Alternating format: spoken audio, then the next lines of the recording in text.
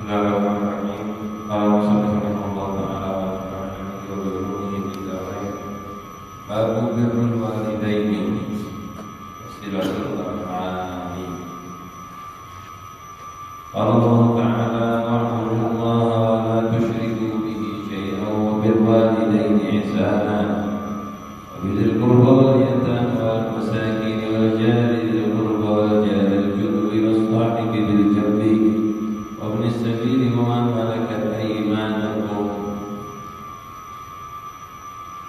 Alhamdulillah.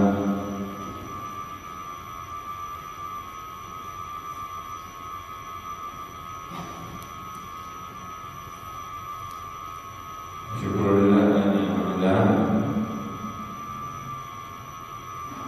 Syukur kepada Allah Subhanahu wa ta'ala atas segala nikmatnya. Kembali kita berkumpul melanjutkan bacaan kitab Riyadhus Shalihin sampai pada bab birrul walidaini wa silatul arham. Bab fadilah bahwa bab menjelaskan riwayat yang datang dari dalil tentang bakti kepada orang tua dan menyambung silaturahim. Ini ayat yang pertama ini lengkap, diawali dengan ibadah, kemudian lanjutannya ibadah sosial. Wa'budullaha wa la tusyriku bihi syai'an. Dan menyembahlah Allah tanpa menyekutukan Allah.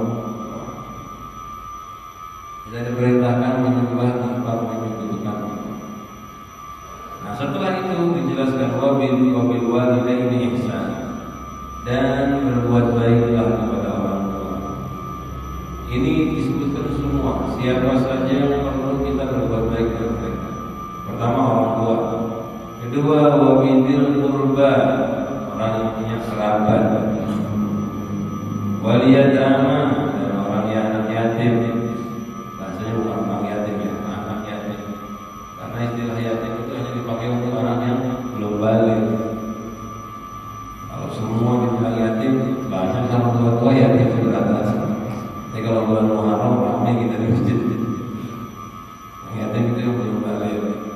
Karena dia nggak ada yang menafkahi, karena dia nggak mampu untuk nggak ada yang mendidik, hanya untuk fadilahnya besar dari mereka. Bahwa kita mampu sakit dan orang miskin. Apa itu miskin? Miskin di sini yang mencakup fakir dunia. Apa itu miskin? Yang perlu sesuatu tapi hartanya tidak cukup. Bukan perlu beli barang, bukan.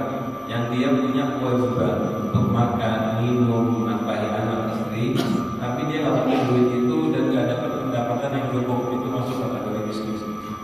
Kalau pada cukupnya benar-benar nggak cukup, seperti contoh perlu buat sehari 10.000, dapatnya cuma 3.000, itu namanya fakir.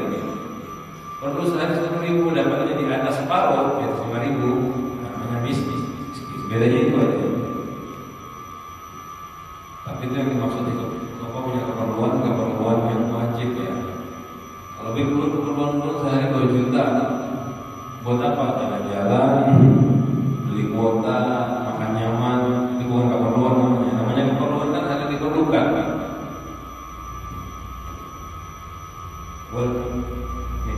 Ya hari yang diperlukan.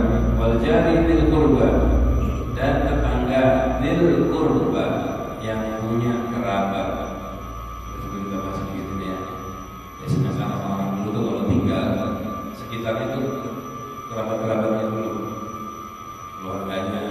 Karena dulu tinggalnya begitu sistemnya, satu suku, keluargaan. Jadi kamu mesti banyak belajar dari ini. Kalau pernah masuk satu daerah di Kota Baru, orang dari negara, satu kampung itu ternyata 10 kali, 3 kali. Memang begitu. Kan dulu masih nggak seperti sekarang. Kan sekarang kota di mana-mana orang bikin rumah dijual. Kalau dulu enggak, mereka mencari komunitas dulu baru bikin tempat tinggal. Hanya tetangga dzil qurba yang berkerabat. Ini yang paling utama. Baru yang kedua wal jadil junubi, tetangga yang rumahnya dekat dengan kamu. tapi jauh, dia nggak ada kerabat. Ini salah satu tafsirannya. Ada tafsiran lain. Bisa juga diartikan di qurba yang rumahnya dekat, al-jaril junubi tetangga yang rumahnya jauh, diartikan gitu. Wasahibi bil jambi, teman yang ada di sampingmu. Sebetulnya ini sudah dibahas ayatnya. Teman yang ada di sampingmu maksudnya teman berjalan, teman kerja, teman tinggal satu rumah. Wal bisabil, baru setelah itu ibnus sabil. Sabil sudah kita bahas juga ya. Orang yang memerlukan biaya untuk melakukan perjalanan, atau orang yang sudah di jalan dan memiliki biaya untuk pulang, itu namanya ibnus sabil. Atau juga bisa diartikan itu tamu, ibnus sabil. Mengamalkan iman dan budak yang ada. Ini sosial itu kembalinya kepada ini. Jadi setelah kita ibadah antara kita dan Allah, sekarang manusia siapa yang kita berbuat baik dengan mereka? Sama orang tua. Nah, inilah pembahasan kita di sini, orang tua dan kerabat. Pertama orang tua, baru yang kedua siapa? Dzul qurba, kerabat. Baru setelah itu orang lain. Orang tua, lalu kerabat. Siapa kerabat itu? Kakak, adik, itu kerabat. Bibi, paman, sepupu. Dan sebetulnya itu kayak orang tua itu yang lebih dekat dengan orang tua haknya juga lebih tinggi. Contoh misalnya kayak kakak, itu kan saudara itu setelah orang tua. Saudara itu setelah orang tua. Itu ada riwayat hadis, hakul kabiri ala as-saghiri ka haqqil walidi ala walidi. Haknya kakak atas adiknya itu seperti haknya abah atas anak. Jadi seperti si kakak. Haknya kakaknya itu seperti orang tua dia. Haknya kakak seperti orang tua. Kakak punya tanggung jawab kepada adiknya. Begitu juga adik yang kecil hormat takdim oleh kakaknya seperti itu. Qala ta'ala Allah Subhanahu wa ta'ala berfirman, "Wattaqullaha alladzi tasaaluna bihi wal arham." Dan takwalah kepada Allah alladzi tasaaluna bihi,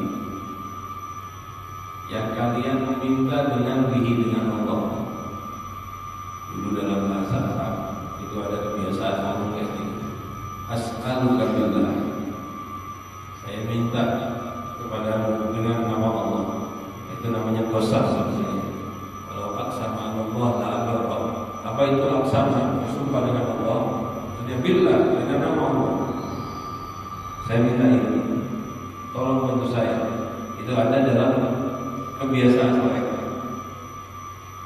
Jadi walaupun ini kurang ya, dengan kita juga bisa ada di Indonesia pakai bahasa kita. Demi Allah Allah perlu, ya kayak gitu bahasa kita pakai demi Allah. Mirip. Dengan demi Allah Allah perlu. Banyak orang yang meminta dengan menggunakan nama Allah untuk meyakinkan yang diminta. Allah menjelaskan, "Wattaqullaha alladzi tasaaluna bihi." Dan mintalah kepada Allah, maaf, dan bertakwalah kepada Allah yang kalian kalau meminta sesuatu pakai nama Allah. Ini dulu di Arab, bahkan orang kafir pun kayak gini. Ya, di Mekah itu orang kafir juga begitu. Anshuduka billah, anshuduka billah. Anshuduka billah itu kayak gitu mereka, as'aluka billah. Walaupun belum Islam, tapi memang mereka sudah kenal nama Allah dari zaman Nabi Ibrahim. Karena yang tinggal di Mekah itu kan keturunan Nabi Ibrahim, nama Nabi Ismail. Lalu datang kabilah baru nikah dengan Nabi Ismail. Jadi ada sarafwan itu Nabi Ismail dan keturunannya. Hanya di situ tersebar ajaran Nabi Ibrahim. Rasulullah sendiri dalam riwayat beribadah sejarah Nabi Ibrahim lama sebelum jadi Rasul. Makanya mereka dalam bahasanya seperti itu. As'aluka billah, syukuka billah. Takwalah kepada Allah. Kan khitab ini kan sesuai dengan kaum saat itu. Takwalah kepada Allah yang kalian kalau meminta sesuatu nyebut nama Allah juga. Ini nyebut berhala. Jadi kalau minta sesuatu sumpahnya juga Allah gitu mereka. Walaupun mereka musyrik yang beriman. Wal arham, dan takwalah kepada kerabat. Artinya takwalah kepada kerabat, jagalah, sambung silaturahim kepada kerabat. Wattaqul arham, dan bertakwalah kepada kerabat. Artinya salah satu amal takwa adalah berbuat baik kepada kerabat. Qala ta'ala walladzina yasiruna ma amara Allah bihi sholat, dipuji ya, dan mereka orang-orang yasiru yang menyambung ma amara Allah bihi sholat, sesuatu yang diperintahkan oleh Allah untuk disambung. Maksudnya dia menyambung tali silaturahim.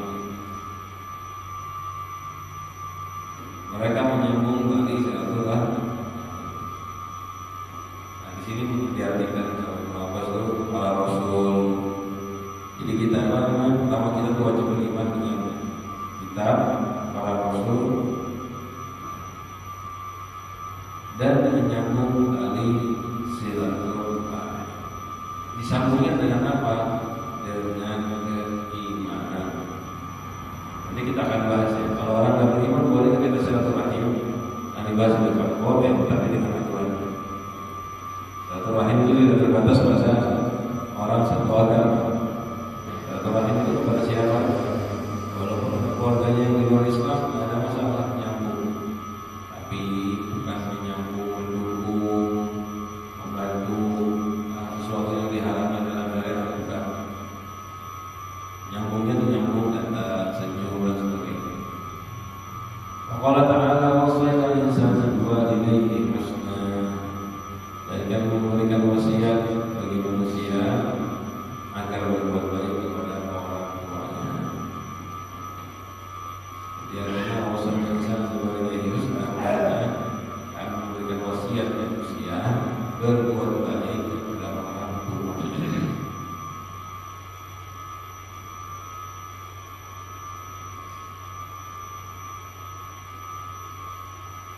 Jadi kita diperintahkan berbuat baik. Apa itu berbuat baik? Ya, secara umum apa yang bisa dia lakukan dari kebaikan baik. Memang ada yang wajib, ada yang tidak. Nanti insya Allah di hadis-hadisnya jelas. Sekarang masih ayat-ayat saja secara umum. Jadi ketika baca hadis jelas. Enggak jelas detail karena di hadisnya semuanya detail. Qadara bukan datang berita iya. Dan qadanya Allah, yang kewajibannya Allah, Allah ta'budu, dan kamu tidak boleh menyembah illa iya, kecuali kepada. Wajibnya dari Allah itu satu, tidak boleh menyembah kecuali Allah. Itu jelas. Yang menyembah sesuatu kepada selain Allah murtad, kafir. Wabil walidaini ihsana, dan qadanya Allah artinya kewajiban Allah adalah kamu berbuat baik kepada orang tua. Sama seperti ayat sebelumnya, wasiat Allah untuk berbuat baik.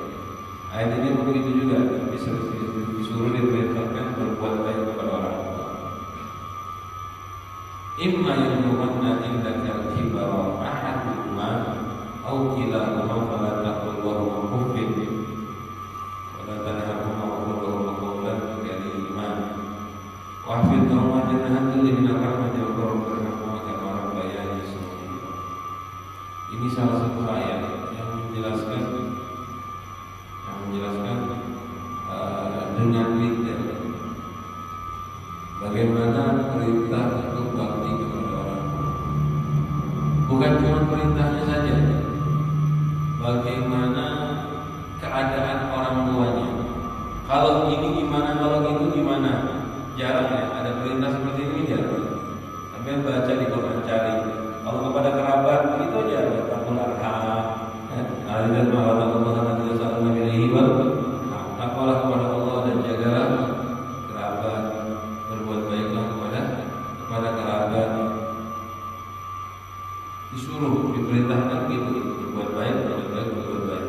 tapi nggak dijelaskan.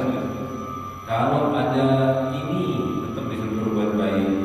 Berbuat baiknya kapan? Nanti barangkali keluarganya kayak ini, kamu harus sabar. Nggak ada yang kayak gitu. Cuma ayat ini aja. Bayangkan Allah nyuruh kita bakti sama orang tua, lalu diperintahkan, ya, kamu bakti sama orang tua. Dijelaskan, imma yablughanna indakal kibar. Bisa kemungkinan dia belum sampai, sungguh sampai. Salah satu dari orang tua kamu pada umur yang tua. Karena orang tua itu kan punya ayah dan ibu. Suruh bakti kepada ayah dan ibu. Bisa jadi salah satu dari mereka itu menjadi tua. Tidak ada umurnya mulai agak pikun, merepotkan bisa. Al-Aukilahum atau keduanya bisa panjang umur, dua-duanya tinggal sama dia, dua-duanya merepotkan. Itu dijelaskan sama Allah begitu. Ada kemungkinan salah satu dari mereka tua bersama sampean, atau keduanya lalu merepotkan. Fala taqul lahum uff. Maka jangan ucapkan kepada mereka berdua uff. Uff itu kalimat yang menunjukkan kebencian, kalimat yang menunjukkan tidak senang. Ya kayak bahasa kita Indonesia, gitu, kayak bahasa kita gitu. Jadi bukan ngomong kalau menafsirkan ayat, jangan ditafsirkan dengan dohimnya. Tak boleh ngomong kepada orang tua, bukan itu maksudnya. Berarti belum alhamdulillah gitu. Sementara ini kada pernah ngomong sama orang tua belum. Paling mama maya aja bahasa yang bukan. Itu yang maksudnya kalimat bahasa Indonesia atau bahasa apapun juga yang menunjukkan kebencian, bosan, kesal. Itu arti aduh, kayak gini. Kan cuma teriakan satu kalimat aja, walaupun cuma satu huruf. Itu kayak gitu kan? Gak boleh.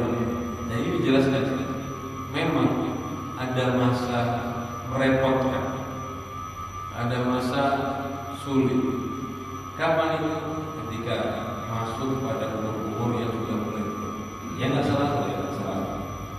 Kadang-kadang sudah mulai pikun. Ya, ini kerasa ini orang tua yang sudah mulai pikun ini kerasa. Nanti tahu-tahu masuk kamar, lemari dibongkar, dibasuhkan atas bajunya. Mau kemana? Katanya mau pergi, padahal ada yang nggak pergi.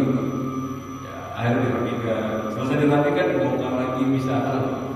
Intinya ini masing-masing tahu yang pernah ngerasakan punya orang tua yang sampai umurnya tua, lalu dia sering lihat nenek-nenek kayak gitu. Ada yang nenek-nenek lucu benar, dikit-dikit minta ditemani sholat. Hanya menunggu sholat masuk ke dalam, ayo teman sholat. Sudah sholat barusan mak, ayo sholat, maksa lagi. Tapi ini masih enak ya, ngerepotinnya ngajak sholat pahala ya. Intinya lihat ya, Al-Quran sampai menjelaskan seperti itu. Kadang tuh ada mereka masa-masa merepotkan ketika tua. Ketika tua itu biasa akal udah mulai berkurang ya. Kadang secara kedokteran aja orang kalau sudah tua itu otaknya itu mulai mengecil. Sedikit ya semua ya. Sebagian itu ada bentuk otaknya mengecil. Biasanya itu nanti rawan dengan stroke dan sebagainya atau efek dari stroke. Jadi emang kalau udah tua udah mulai bingung, udah mulai lupa. Jangan kesal. Kalau kesel di hati itu wajar aja namanya manusia, tapi jangan sampai tampak. Aduh capek menahan hati lo. Ya biar jadi hati jangan sampai keluar.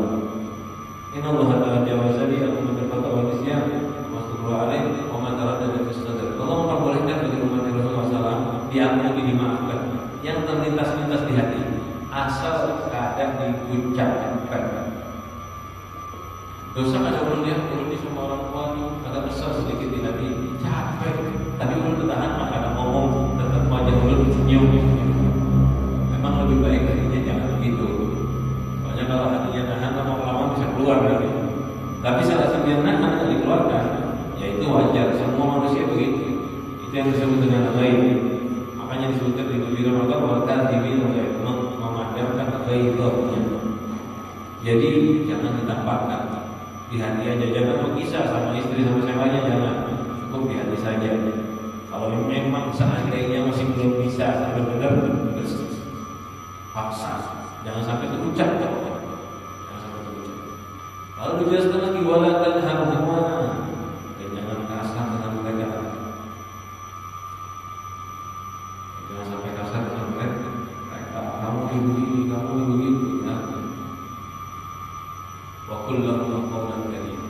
Ngomonglah dengan mereka qawlan karima, ucapan-ucapan yang mulia. Wahfid lahum janaha dhulli minal rahmah.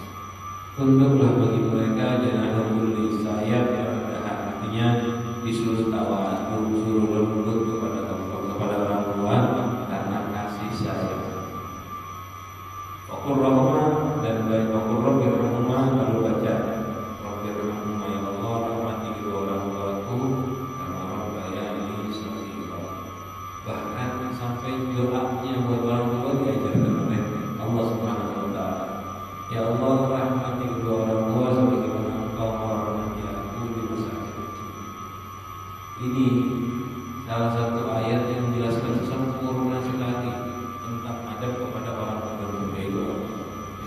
Sampai cari kepada siapa yang ini, siapa pun juga tidak ada Al-Quran kita dijelaskan seperti ini. Ini perintah penting kepada orang tua. Jadi rahmati, kasih mereka, ngomong yang baik, ngomong yang bagus, jangan kasar. Kalau bisa tuh ya ikhlas di depan sama di belakang sama. Kadang ada anak bakti pas di depannya aja, di belakangnya ada, sama-sama jelek.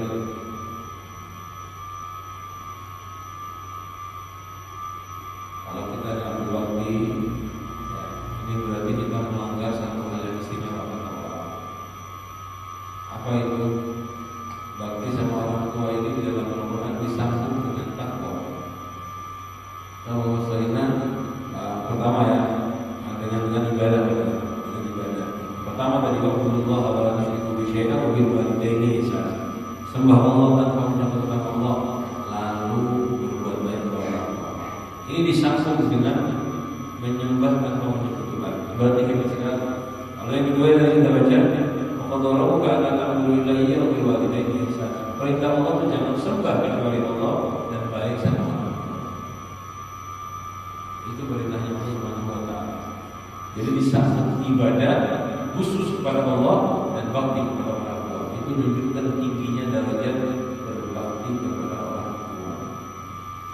Terakhir ayatnya ini yang dijelaskan oleh Nawawi, "Wasayyana alladziina wasayyana al-insaana biwalidayhi hamalathu wahnan ala wahnin wa fisaluhu fi 'amaini an ishkur li wa liwalidayka." Dan Allah Subhanahu wa taala memberikan wasiat bagi kita. Wasiat untuk apa? Diwalidaini, orang tua. Untuk dijaga, dihormati, bakti, jangan disakiti. Hamalathu, sampai diceritakan nih jasanya orang tua dicontohkan. Hamalathu ummuhu, dia dikandung oleh ibunya wahnan ala wahnin, kesulitan di atas kesulitan. Artinya ketika dia hamil repot, tambah tua hamilnya tambah susah, lahir repot, setelah lahir repot juga.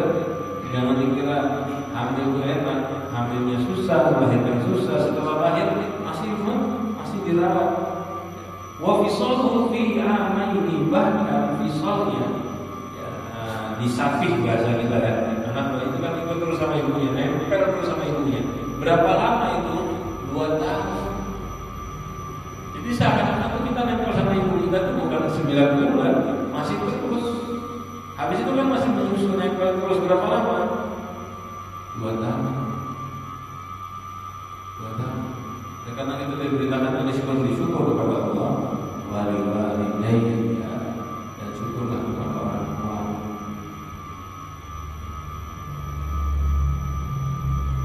Itu Allah mewasiati kita dengan syukur kepada Allah dan maksudnya syukur kepada orang tua. Coba ini bapak orang paham masalah melahirkan. Jadi kan punya istri istri punya anak. Dan perhatikan kan, istri kalian itu setelah punya anak lahir, kalau hamil udah tahu repot, susah, jalan susah, tidur nggak susah, perut udah agak besar, karena bisa tengkurap, tidurnya benar-benar susah, posisi kayak gitu aja. Itu lama sampai 9 bulan hamil. Kamar mandi repot, duduk susah, bangun duduk susah. Tapi subhanallah, ya Allah kasih rahmat dan kasih kebahagiaan. Walaupun hamil itu gak enak. Tadi perempuan yang baik mau aja hamil itu. Katanya mau punya anak, kayak kalau punya anak, kalau punya anak mau nambah lagi. Coba kalau kayak gitu tanya, coba pikirin pas betul nyaman gak ada. Kalau mikirin sakitnya, siapa yang mau? Tapi semua kan dikasih rahmat oleh Allah, mau. Dan senang mereka. Bahkan dicoba aja ditendang perutnya sama anak dari dalam. Kan harusnya ngamuk ini, kurang ajar anak benar-benar. Karena harusnya gitu, ditendang sakit ya. Ya walaupun dan bayi masih belum bisa gerak, hendang goyang-goyang itu sakit. Tapi ibu rahmat, malah tersenyum, senang. Repot ya, sakit itu. Hamil sakit, lahiran bukan main sakitnya. Lahirnya anak bukan main sakitnya. Itulah hikmahnya yang melahirkan perempuan. Atau katanya kalau laki-laki merasakan sakit macam itu kita akan tahan. Ada seperti itu. Dan sakitnya bukan main, bukan main. Ya bapak-bapak paham ketika saya melahirkan bagaimana repotnya mereka, sakitnya kayak. Dan setelah lahir itu jangan dikira enak. 2 tahun paling enggak anak itu nempel terus, menyusui dan sebagainya. Nanti kadang-kadang baru tidur setengah jam, anaknya nangis, susui, bangun lagi ibunya. Baru tidur 1 jam, susui lagi, bangun. Kita lagi bisa berbicara bahwa kita guling setiap setengah jam. Ya kalau kita kan kayak laki-laki nyaman aja, mau tidur, bu anak bawa keluar dari kamar, belum mau guling. Kenapa? Ya tergantung. Tapi subhanallah kalau perempuan tahan. Memang Allah menciptakan kelebihan perempuan di situ. Mungkin kalau kayak laki-laki kita tuh tidur ya perlu nyaman. 3 jam, 4 jam. Kalau putus-putus setengah jam bangun. Ini mata bisa mengapa terus harian ini. Sakit kepala kita. Tapi kalau perempuan ya, semalaman banyak anak nangis. Coba ini, kalau ada rumah tangga sepasang suami istri hanya lahir ya, 1 mingguan, 2 minggu itu pas anak masih nangis terus. Itu kalau pagi yang laki mesti mukanya merah, pusing dan capek. Yang ibu santai aja seri-seri. Kenapa? Dikasih memang karena mereka dikasih kekuatan oleh Allah SWT, bisa sabar tahan. Nah di sini ayat ini mencontohkan, menjelaskan beratnya orang tua, jasanya mereka adalah merawat kita. Itu bukan main. Oleh karena itu kita disuruh berterima kasih kepada Allah, karena orang tua itu mungkin saya kalau dia diterima oleh Allah. Baru yang kedua, terima kasih kepada orang tua kita yang telah memberikan jasa yang kedua.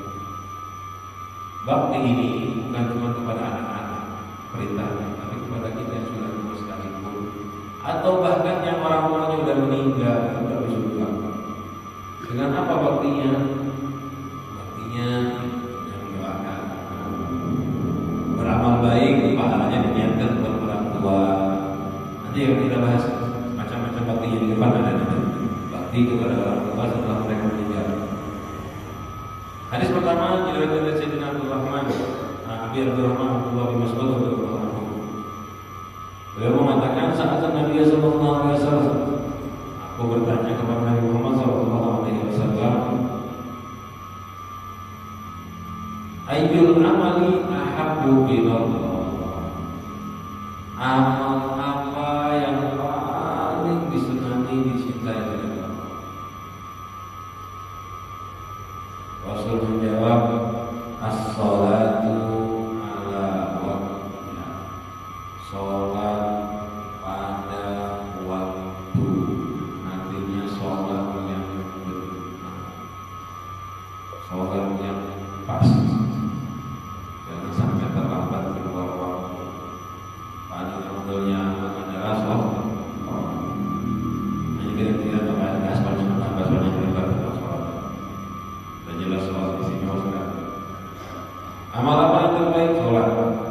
ma'ai. Lalu beliau bertanya, Abdullah bin Mas'ud, qultu ma'ai. Lalu apa lagi ya Rasulullah? Qala birrul walidain. Bakti kepada orang tua. Jadi habis sholat, bakti kepada orang tua. Masih belum ketahuan nih hebatnya bagaimana. Yang ketiga kita lihat, qultu ma'ai. Lalu aku bertanya, apa selanjutnya ya Rasulullah? Qala al-jihadu fi sabilillah. Jihad berperang di jalan Allah. Nah dari sini kelihatan berarti hebat bakti kepada orang tua itu tinggi di atasnya jihad. Bahkan di depan kita akan bahas ya. Ada hadisnya, ada seorang anak mau jihad yang dilarang sama Rasulullah karena dia masih kecil, dan yang kedua ditanya masih ada orang tua, masih jihadlah kamu di rumah kamu dengan bakti kepada orang tua. Ini isi-isinya dari syarat. Memang Rasulullah mengajarkan bakti kepada orang tua, tapi sebelumnya diajarkan dengan sholat terlebih dahulu. Ini kata ulama ada isyarat. Kalau anak kita nggak sholat, jangan harap dia bakti. Anak kita nggak sholat, jangan harap dia bakti. Kita sering berharap anak kita berbakti, tapi kita nggak pernah mengajarkan dia menyembah Allah dengan benar. Bakti kepada orang tua itu sebetulnya taufik dari Allah kepada anak kita. Bakti kepada orang tua itu taufik dari Allah. Allah menanamkan keinginan buat anak, menggerakkan anak buat bakti kepada orang tua. Nah kalau anaknya tak nyembah Allah dengan benar, anaknya jauh dari Allah, tidak mungkin dapat taufik. Makanya di hadis ini yang disebutkan pertama adalah sholat. Kalau biar pengen anaknya bakti, sholat pasti bakti insya Allah. Ya walaupun memang baktinya orang beda-beda, tingkatannya beda-beda, tapi dia bakal bakti. Kalau sudah nggak sholat, nggak mungkin bakti. Kalaupun ada yang bilang, tapi anak aku ada sholat tapi bakti benar sama orang tua, tinggal tunggu waktu aja. Itu mungkin dia baktinya karena nggak pernah ada masalah. Dia baktinya namanya orang hidupnya senang-senang aja, kayak berteman, temannya baik, ya mungkin dia kelahi.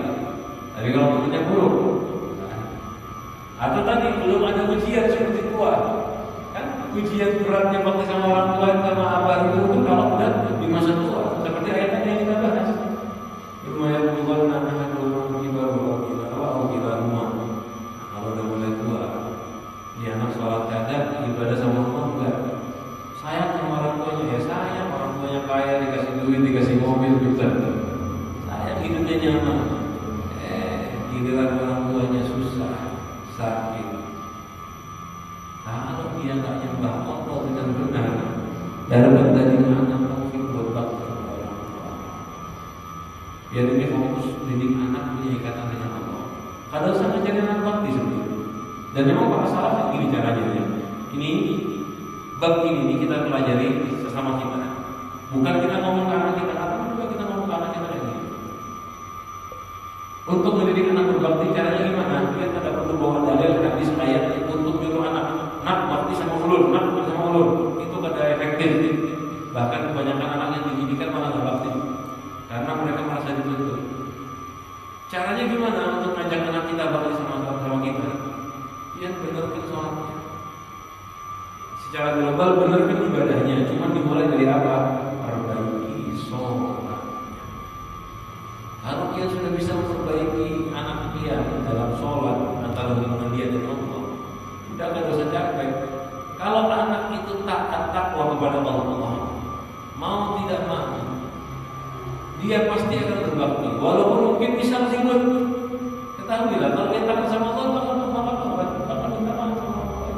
Karena dia tahu ini bakti sama orang tua termasuk kewajiban bakti ke saya. Gak mungkin ada anak yang taat kepada Allah durhaka sama orang tua ada. Gak mungkin ada anak yang taat kepada Allah durhaka kepada orang tua. Karena ketaatan dia kepada Allah akan menggerakkan dia untuk bakti kepada orang tua. Nah begitu. Karena itu tetap Rasulullah mengatakan bahwa yang paling afdal adalah sholat. Kenapa? Sebetulnya sholat itu nanti yang menggerakkan anak untuk bakti. Nah, kalau kita kayak gini, anak dari bangun subuh, kenapa? Kesian. Anaknya di mana tuh? Lagi main. Ada dia sholat nggak? Kesian, anak masih kecil, kesempatan.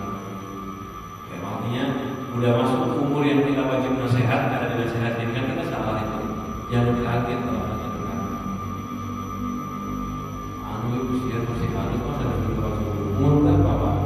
Umur 10 tahun. Umur 10 tahun itu wajib disuruh. Kalau nggak nurut wajib dihukum. Kita harus menghukum dia. Disuruh umur 7 tahun itu sudah nyuruh, baru nyuruh. Kalau udah 10, anaknya nggak sholat kita disuruh menghukum. Dan jangan takut kalau menghukum anak karena nggak sholat, anak nggak mungkin balas dendam, mungkin durhaka. Karena kita menghukumnya karena agama. Yang penting menghukumnya dengan cara yang benar. Kalau kita lalai dalam hal ini, anak disuruh sholat, diajarkan takut kepada Allah dan sebagainya, ya wajar aja dia durhaka. Kenapa? Sama Allahnya saja nggak takut, apalagi cuma sama orang tua.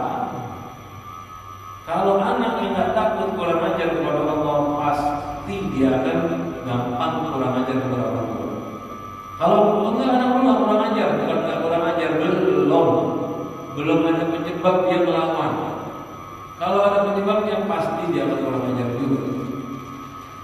Ya, kalau itu kita perlu menjaga dulu ya, khususnya anak kita kita jaga dulu sholat. Lalu nanti dia bisa berbakti kepada terakhir ya.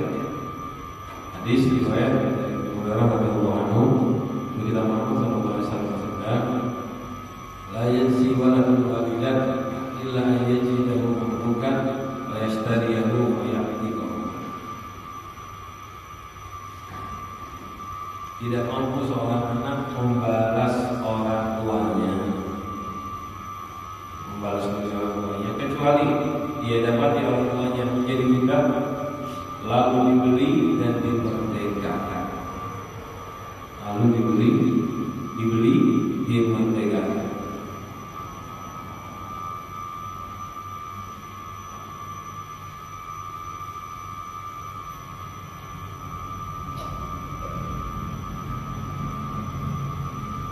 Jadi jasa orang tua yang begitu berat, begitu besar, kapan bisa dibalas?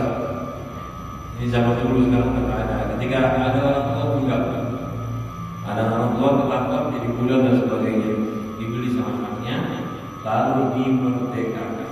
Ini dohirnya akhirnya dibeli, dia merdekakan, itu baru bisa membalas jasanya. Karena ketika dia jadi budak, dia dimiliki, dia nggak punya apa-apa, nggak punya kehidupannya dimiliki sama tuannya. Ketika kita beli, kita merdekakan, kita membeli budak itu kalau kita merdekakan seperti kita kasih kehidupan buat dia. Karena selagi jadi budak, dia nggak punya kehidupan apa-apa, tunduk sama orang tua, sama tuannya. Nah begitu juga ketika orang tua kan tunduk, kehidupannya di tangan tuannya. Kita beli, kita merdekakan orang tua kita. Nah berarti kita memberikan kehidupan sama. Orang tua memberikan kita kehidupan, kita memberikan dia kehidupan. Ini pun juga masih ditafsirkan sama ulama. Yes. Bukan berarti setelah itu dia boleh durhaka. Bukan. Ini maksudnya kalau budinya orang tua itu terbalas dengan ini, bukan berarti kita bisa durhaka. Karena kalau pembeli itu cuma modalnya uang, walaupun mahal ya. Budak itu jangan dikira murah. Kan zaman dulu kan ya. Zaman dulu apa aja? Zaman dulu kan hitungannya sama pakai emas juga. Sekilo emas, kayak gitu, 2 kilo emas, sampai 4 kilo emas, harganya berat begitu. Ya sama miliaran. Nah itu cuma membalas budi, tapi bukan berarti kalau dia begitu dia boleh durhaka. Sama dan tidak boleh durhaka. Nah, ini 2 hadis dan beberapa ayat menjelaskan tentang bakti. Nanti contoh-contoh bakti, gambaran bakti terus kita akan bahas di hadisnya. Ini bab ini panjang, makanya gue agak ringkas sedikit hadisnya. Kita baca 1, 2, 3 dan kita jelaskan sama-sama karena isi hadisnya banyak sekali. Mudah-mudahan kita baca dengan ikhlas, dengan pemahamannya maksimal sehingga bisa mengamalkannya. Mudah-mudahan kita semua dijadikan anak-anak yang berbakti kepada orang tua. Dan anak-anak kita mudah-mudahan dijadikan anak-anak yang berbakti kepada kita.